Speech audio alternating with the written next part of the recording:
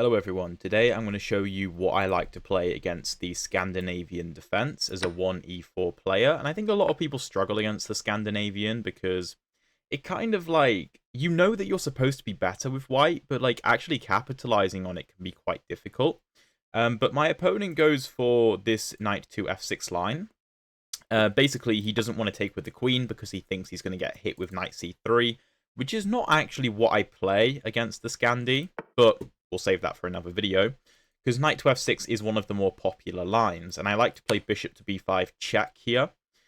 Basically, we're inviting my opponent to play c6 and gambit the pawn, which some people do, or play bishop to d7, which of course blocks the check, but now we can bring the bishop back to c4 and essentially say, okay, by us giving this check on b5 and coming back to c4, we are now defending this pawn on d5, and your queen and knight don't both see the pawn because the bishop is blocking the queen's scope, if that makes sense, right? So there's a very interesting line with like bishop g4 here, pawn f3, and I think I've played that a long time ago on the channel, so most of you probably won't remember at all. Even if you did watch the video, it was a long time ago. But okay, a5. So I assume my opponent's trying to play something like b5, bishop b3, and a4 to trap my bishop. So my first instinct is to play pawn a4, which stops b5. It does gambit the a4 pawn, so I would have sacrificed the pawn, but I'm already up a pawn, so it would equalize the pawns. I've never seen this move a5, so I feel like it's wrong somehow. And then we can play knight c3 with tempo on the bishop and defending the pawn on d5. So the bishop would have to go back to d7. If you play... Well, actually, you could play pawn b5, defending the bishop. Knight a4. If you take the knight, that should be good. If you take the bishop...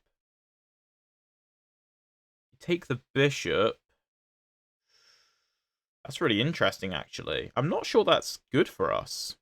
Okay. So if pawn a4 isn't the best, then maybe it's just as simple as playing a3 and if b5, bishop a2. So let's just go a3. And I suppose also, yeah, b5, bishop a3. Okay, knight a6. That's interesting. That's very interesting because I'm not sure exactly what it's doing. I mean, I assume we can just continue with development. I don't really see a reason not to. Again, this bishop to g4 looks quite good because you move the bishop so the queen opens up on d5 with tempo against my queen. So in most positions, f3 is the only move to keep the advantage with white because you can hold on to the d5 pawn. But in most cases, you will lose this pawn, but it's not a big deal because in the time that it takes black to try to win it back, which we extend the time that it takes by playing this bishop b5, bishop c4 line, right? We're making it harder for him to get the pawn back. We can get a good amount of development in. Now, some of you will be thinking, Alex, after knight f6, can't you just play pawn c4 and hold on to the d5 pawn? I'll show you after the game in the analysis some of those lines. So make sure you stick around for the analysis because c4 is not really a good move. Even though it looks good, it's not really very good. And I'll show you why. So, yeah, this knight normally doesn't come to a6. Normally, it's a good idea for black to move this bishop. So let's say he does go for a move like bishop g4, f3, bishop h5, or bishop f5, one of the two. Then it's a good idea to bring the knight to d7 and then b6 to hit the bishop and the pawn. And if black does that, it's very hard for us to hold on to the pawn, and we probably will have to give it back. But by handling the position the way that he has, he is being forced to give me the full pawn, effectively. So if I take now, I'm just up a clean pawn because I liquidate my weakness. And, I mean, I'm only hesitant because his bishop gets on this long diagonal. I'm not sure if I like that. So one of the other moves I'm considering is queen to f3. Basically just adding another layer of protection to d5. If bishop to g4, hitting the queen, maybe that's a problem, though. Yeah, is it? Because if queen to, let's say queen g3, you can't take, because I'll take the bishop. If you take with the pawn, something like knight take, and then I take the bishop.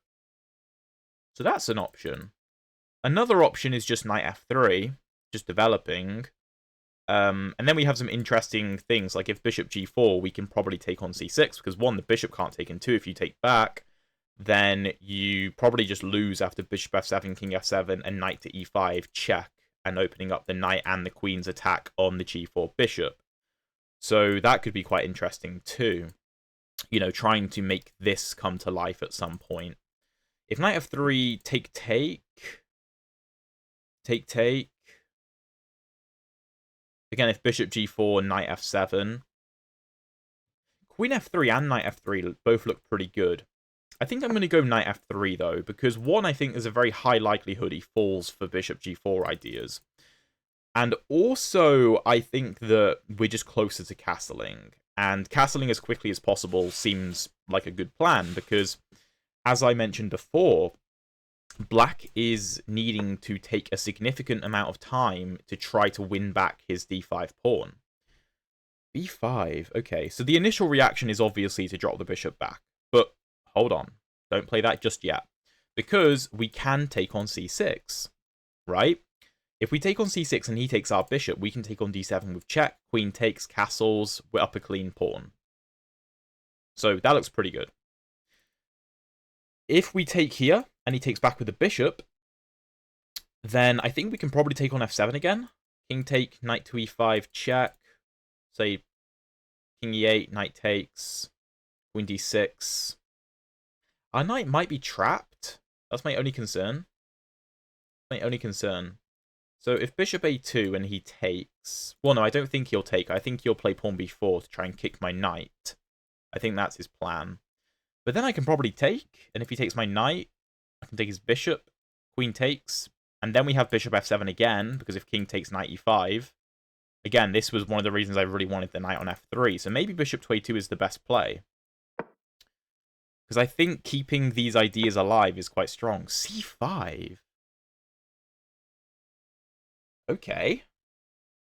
Okay, that's really interesting. c5. Didn't even cross my mind. Well, black can't develop very easily. Unless he's going to fianchetto the bishop. Because if e6, then I can take, and that's problematic. If castles bishop g4... Bishop g4... Pawn h3, bishop h5... Yeah, that's interesting. So maybe h3 is the easier option. Just to stop bishop g4 ideas. Or maybe just knight e5. Maybe that's good, going after the bishop. And meaning that bishop g4 doesn't pin. Because obviously you'd lose the bishop. If something like queen c7... d4... If take, then great. Obviously I'll take with queen, defending the knight. That looks pretty good. If pawn c4 trying to block my bishop, then my knight is just incredibly good. And I can always try to get rid of this pawn in the future. b5 is weak anyway, so I can probably undermine it. Knight e5 looks strong. Let's play it. Also, if queen c7, we don't have to play pawn d4. We could play pawn f4 if we prefer, guarding the knight with the f-pawn, so that c4 can be met with d3 to try to open the bishop back up.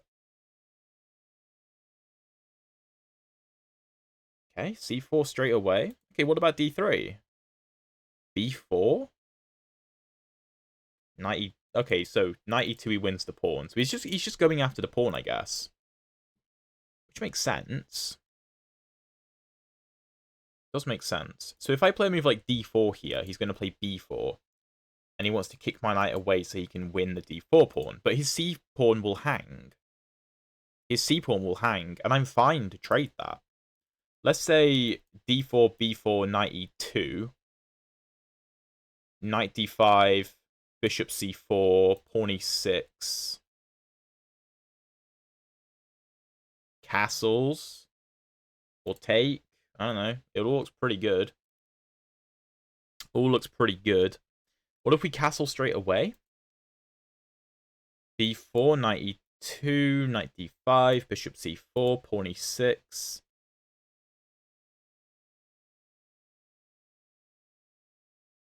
Knight g3. Looks fine. Taking on a4 looks fine. Yeah, I think we'll just castle. And the thing is, obviously, black does want to win back the d5 pawn. We are up a pawn still. But it's unclear how he's going to win the pawn back without giving me a different pawn, effectively trading, where I would be trading my weakness off, right? Obviously, my d5 pawn is a bit of a nuisance because it takes up important squares for the black pieces. For example, black would love to play pawn e6, black would love to play bishop c6. He can't play either. Also, I can take this bishop whenever I want. I'm not in a hurry. If he wants to waste a move bringing the bishop away from the knight's grasp, that's fine. I'll just take b5, not a problem. So yeah, this pawn is a weakness, but it's also a strength. It's both. Okay, so pawn g6, developing the bishop this way, which was kind of expected. Rook e1 looks good, just giving this knight some support. Pawn d4 looks viable, just preparing to develop the bishop and giving the knight some support. Maybe we can forget about opening this diagonal back up and instead just go for something like c3, bishop b1, and reroute the bishop to this diagonal. Or we could consider a4. a4 looks very nice, actually. Trying to undermine c4, because we have good control over c4. If a4, b4, knight b5... If you take on b5, you open up the a file for me. That's fine. So let's say knight d5, bishop 2, c4, pawn e6, I assume.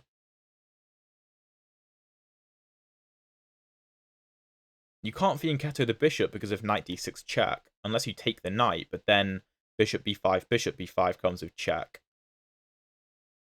Yeah, I think a4 is really strong. And all of this is easier because we're castle. Just we don't have to look out for any checks. Our king is completely safe. We can bring the rook to the e file if we want. And I just don't believe the black pieces are situated well enough to really fight back properly. Obviously, if black takes on a4, we take on c4. We maintain our d5 pawn. Our bishop is opened up again. We have ideas of d6 with discoveries. We will win back the a4 pawn anyway and be up 2 pawns probably. So taking on a4 isn't really an option. It just like these 3 pawns are working together. If you take on a4, none of them work together anymore. Like they're just completely split up. They can't do anything together. They can't support each other. And the black pieces can't support the pawns properly either, right? So I don't think you can keep the tension and allow me to take, because if bishop g7, let's say, I mean, sure, you maybe set up discoveries against my knight on e5, but like bishop g7, I don't know, ab5 comes with tempo on the knight. Knight in, I could take c4. It doesn't seem viable. So let's go knight b5. You can have the d5 pawn. I will happily trade that for the c4 pawn.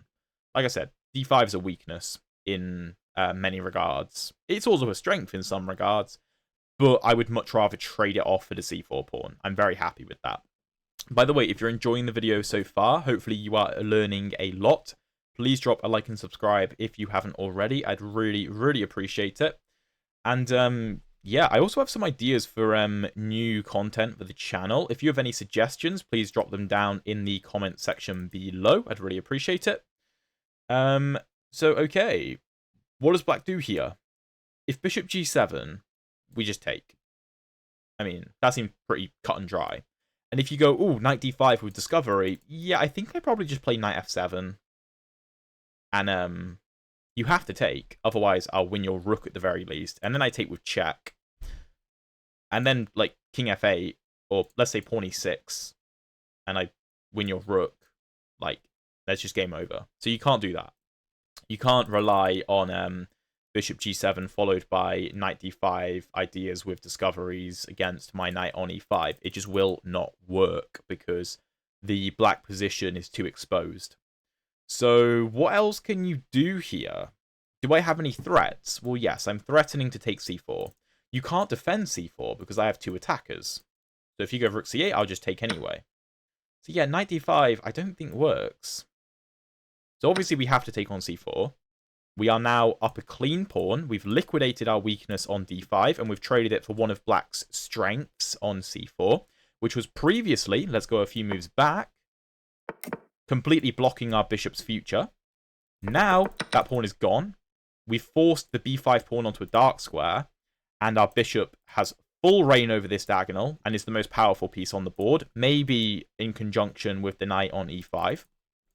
The knight on b5 is okay. It's alright, but it's nothing special. Okay, pawn e6. What about queen f3? Just double attack? I don't know. Looks viable. You can't play bishop g7 because of knight to d6. Check, right? So you can't develop your bishop still. If you bring it to like e7, then I mean, maybe it's best to play d4 here. So if bishop e7, we can go bishop to h6 and stop black from castling. But we could play queen f3 first. If queen f6...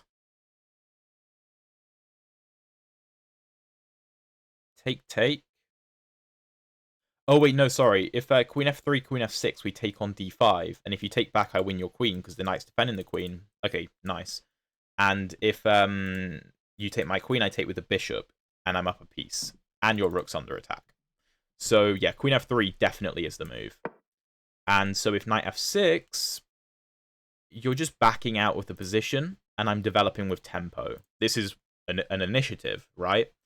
If you play queen e7, probably... Wait, no, sorry, you can take with the queen, that's okay. So queen e7, I am aware I have this at all times, but I don't want to rush that decision because my knight on e5 is very, very powerful, right? It's not only putting pressure on the bishop, but also on f7, which is very important. Like, that wouldn't... If my knight wasn't on e5 putting pressure on f7, then queen to f3 wouldn't come with tempo, right? So, okay, let's say knight f6. Or, yeah, let's say knight f6. d4. Preparing bishop to g5. Bishop e7. Bishop h6. Looks pretty damn good. Looks pretty damn good. So, yeah, if bishop g7, we still have knight to d6. And the problem for black is, even if he takes my knight to try and stop knight d6, then I just take with the bishop with check. And you can't block the check because you just traded off your light squared bishop. So that's not really an option either. That's one of the reasons this is so hard for black to handle. Okay, so he's taking his time here, but to be fair, this is a pretty dire position. I assume he's realized that queen f6 is unplayable. So knight g6. Let's note that this rook is very weak, and if this queen moves, then we can win the rook. Let's keep a note of that. So if, let's see something like knight d7, you can't take with the queen because the rook hangs. If knight takes, I think black is fine, so I'm not going to do that, but it's just good to keep in the back of my mind. Also, knight c7 is never really going to happen. That's defended much too well. I don't think that's really something we need to keep an eye on, not for the time being anyway. I don't really see this knight moving anytime soon, so not too fast. I think the plan should just be d4 and bring this bishop somewhere where it's going to cause havoc. I think that's all we need to do. And in black's quest to try to get castled, something probably comes apart. If queen e7, I know we can play like take. I know we can go ahead and win a pawn. Now, I'm not that fussed about winning another pawn. We're up one pawn. Being up two pawns would be great. But I'm more so looking to try to win the game in the next 5-10 moves, ideally. So that comes with an attack on the rook. Let's say rook d8, which looks pretty viable.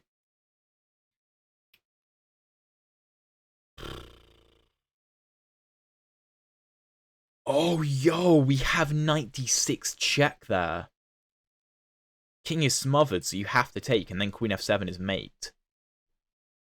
Ooh, that is lovely. That's lovely. Pawn f5? Okay, yeah, well, I assume we take. I mean, that has to be the move. Take, take, take. Threatening f7. If I move like queen to e7, we can't play knight d6 check in that. But oh no, no, no. Then we win the rook. Oh yeah, yeah, yeah. Okay, of course we take. Yeah, and now my knights are just way too strong. If you take, then I mate you. So that doesn't work. So you have to stop mate. But you can only defend it with your queen. But then your rook hangs. This is the problem. In the previous position, you had ideas of bishop e6 because the pawn was on f7 guarding the bishop, right? So you could block my checkmate threats with tempo on my queen. However, by playing pawn f5, you no longer have bishop e6 because the pawn is not defending by being on f7. It's on f5. It's completely out of the defense. So yeah, I think that's a game-losing blunder, effectively. And hopefully this demonstrates quite nicely how, like, we didn't really have to do anything special this game. Like, a few nice moves. I think knight e5 was quite accurate. I think pawn a4 was quite accurate. And yeah, black probably thinks that he can try to survive this, but knight f7 is check. Sorry, queen f7 is checkmate. Don't go anywhere. Let's jump into the analysis, and I'll explain some of the intricacies of this position, such as why can't you play pawn c4 and just hold on to the pawn? Okay, so 92.3% accuracy for us, 66.6 for my opponent. It was a short game, so the accuracies are like, whatever. So e4, d5, ed5, and obviously most people will take back with the queen. I actually don't play knight c3 here, even though it's like by far the best move and the most natural looking move. I prefer knight f3.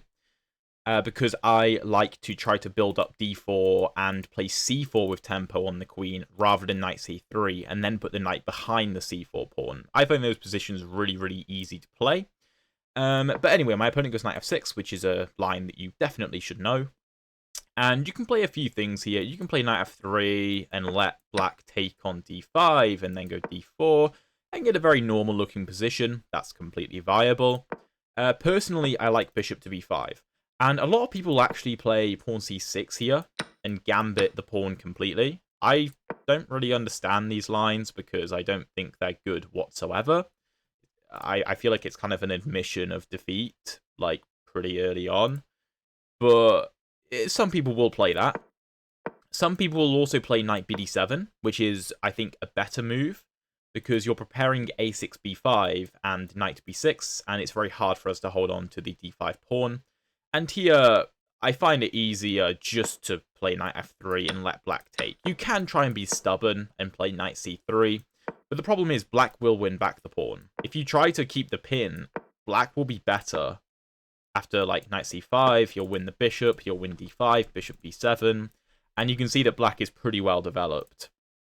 So, yeah, it's better just to, like, come back.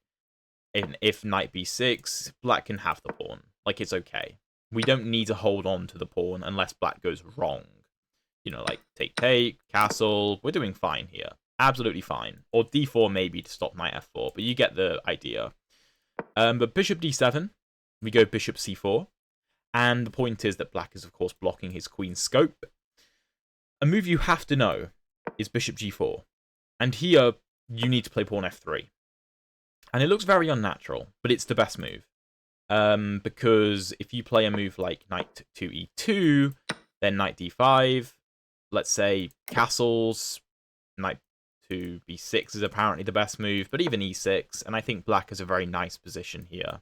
I don't know, like d4, bishop d6, and we still have to play f3 at some point, most likely, according to the engine. So f3 straight away is like the way to go with it. Like f3, bishop f5, knight c3, let's say knight d7, trying to come over to b6. The engine here likes g4 ideas, which I suppose you want to play g5 to try and kick away. Oh no, f4. Oh, alright, that's cool. So here knight b6 has to be played. That's interesting. I've never seen this before. I don't think I've even... No, I'm sure I've had this position before. Queen e2 is a move, so that if knight b6, the bishop is defended. d4 is also a move, and if knight b6, you can play queen e2 again. But my opponent goes a5, and here I played a3, which is a good move, but knight c3 is the best. And I don't know why I didn't play it, because it just stops it stops b5. So I don't really have an excuse for not playing knight c3. I'm sure some of you were screaming at me in the comments during the live game, because yeah, knight c3 is just better. And then a5 is just a wasted move. And I don't know, if bishop g4 now, black is down a tempo. So like bishop back to f5, d4, knight bd7. We can even just come back to b5, and there's no pawn a6. And the knight's not coming here, so this is defended. The black bishop kind of doesn't have any moves. But we go a3, which is still fine. I was expecting b5 here, and I was just going to go bishop to a2. And if bishop g4, pawn f3, same kind of position. And if my opponent continued with his plan of knight a6, then we're just very happy. Like knight f3. And you just can't really win back the d5 pawn very easily. So knight a6 immediately. Knight c3, just defending. Pawn c6, which is the best move. I played knight f3. The engine likes taking. They're both kind of the same evaluation. But I just thought, well, why would I allow this bishop onto this nice diagonal? Like, I'm fine because the knight is blocking it, sure. Something like this would probably happen. Castle, castle, knight e5. But I was like, well, I don't know. The bishop's quite strong. I just don't want any complications. So I decided to play knight f3 instead. And if take, I thought, well, I just have a very easy position. Like b5, knight f6, ef6, bishop e5 is good. Let's say rook b8, castle, bishop e7. We're up a clean pawn, and we actually have a passed pawn. And the black pawns are doubled on f6. So I thought this would be very easy. b5 straight away. Here I went bishop a2. dc6 was also playable. I saw this line. Something like this. Say pawn e6. Here knight e5 is quite strong. So black apparently should play queen c7 to stop knight e5, but I saw this line. The only reason I didn't play it is because I thought it was a little bit difficult to get our dark squared bishop out because this pawn was annoying.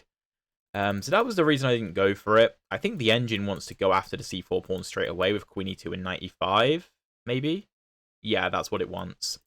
But I didn't consider that. So I thought bishop a2 was the easier move. And then if cd5, we get the same sort of thing, right? If like e6, just take, castle, or d4. Wait, why is castling bad?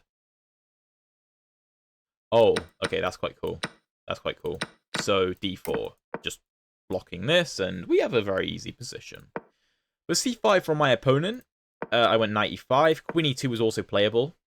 I didn't consider queen e2. What's the point after bishop g4? Oh, okay, we're putting pressure on b5. Got ya. So if g6, kind of like in the game, then we just take. So let's say queen b6, then we go after the bishop. That's interesting. I went knight e5 because I didn't want any bishop g4, so kind of the same idea as queen e2, disallowing bishop g4. Because if I castled, for example, I thought bishop g4 was annoying. Now the engine just says, dude, just take on b5, no problem. And I mean, yeah, clearly it is fine. But I don't know, this pin's difficult to break. It's very hard to make the bishop take on f3 without playing like h3, g4, which is very weakening. So I like knight e5, with ideas of knight to f7, pressure on the bishop, stopping anything coming to g4. Thought it was very nice. Here c4 from my opponent. b4 was the better move. And I calculated... Wait, had I calculated this? Yeah. I think I just wanted to play knight e2 here, which isn't the best move. Actually, no, it is the best move. It's one of the best moves anyway. The engine can't decide. And then, like, I don't know, g6, castles. This pawn is well defended. I'm just going to keep the tension on the queen side. Let's say bishop g7, d4, castle, No, that's not castling. Castle, rook e1. I don't know. It's just an easy position, I think. Because black can't take here. If he goes like knight c7 trying to go after the pawn, we can just take on c5. So if he takes on d4 and then tries to go after this pawn, then like, I don't know, queen f3, defends. We're not really going to have much trouble. The knights can come to c6 potentially. Pressure on e7 if the knight comes to c6. It's all very nice. So c4 blocking off my bishop. Here I went castles. d3 was also playable. Why did I reject d3? Why didn't I like it?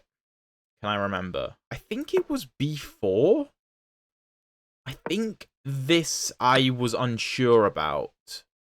This position. I'm not sure why. Or maybe it was like this. Maybe this was what I didn't like. I mean, it's all fine, though. I think I just thought that my knights looked a little bit flimsy in the center. But realistically, black has no good way of applying meaningful pressure. If, like, bishop f5, then I can just take with check. So that's not a problem. But I thought castling, look, just get the king out the center. Don't overcommit in the center of the board, and we should be fine. And yeah, that is the case. My opponent goes g6, which is the best move. A4 is the best move, trying to undermine the b pawn. My opponent goes b4. If you take, I just take.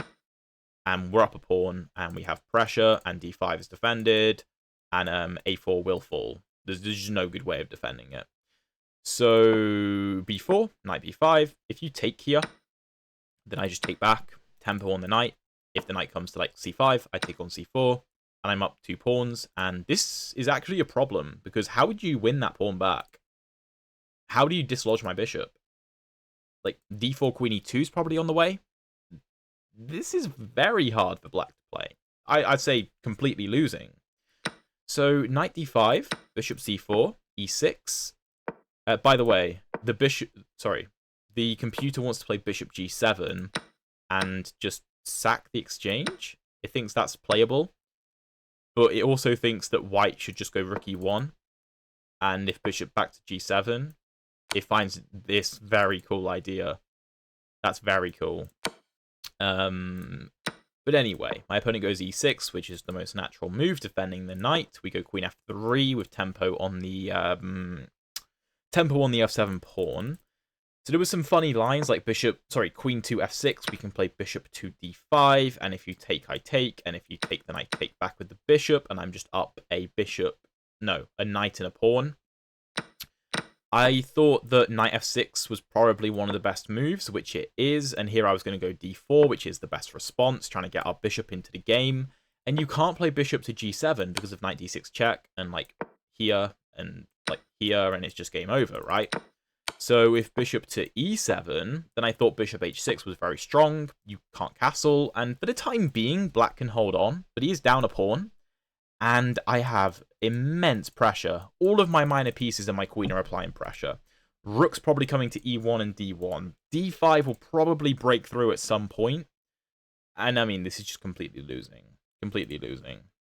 But it would prolong the game, right? So f5, it was just losing, I think. Queen e7 was another move I thought was viable. And I thought d4 was a good response. Also, taking is fine. There was a very funny line. If rook to d8, then knight d6 check, queen d6, and queen f7 mate. That was one I was really hoping we might get, because that would have been very funny. Here, black is supposed to castle queenside. Unironically, that's the best move. That's hilarious. Obviously, black is completely lost. Check here, check here. d4.